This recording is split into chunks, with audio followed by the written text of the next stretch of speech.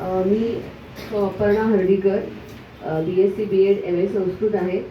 आपल्या क्लासमध्ये गेले 4 वर्ष मी संस्कृत शिकवते.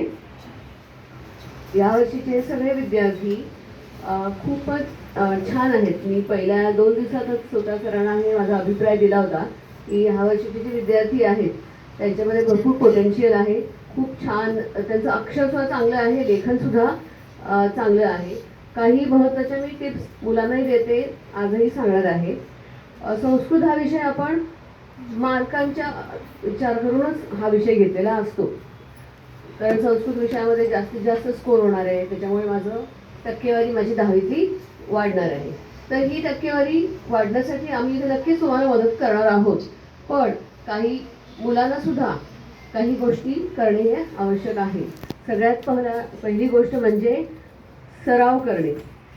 आपल्याला ते शाळेत आणि क्लासमध्ये ह्या 2 ठिकाणी हा विषय घेतला जातो. शाळेतही झालेला असतो अभ्यास, त्याबरोबर क्लासमध्ये सुद्धा तो धडा घेतलेला असतो. थोडंसं पुढे मागे असतं. बरेच वेळा आपल्या क्लासमध्ये ऑलरेडी सिलेबस पुढे झालेला आहे, तर दोन्ही ठिकाणी आपला काय होत असतो, सराव होत असतो.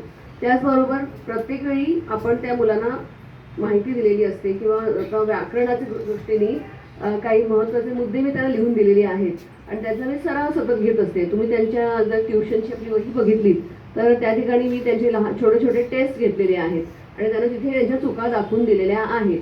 तर मुलांनी संस्कृतचा अभ्यास करताना मोठ्याने वाचन करणे हे आवश्यक आहे.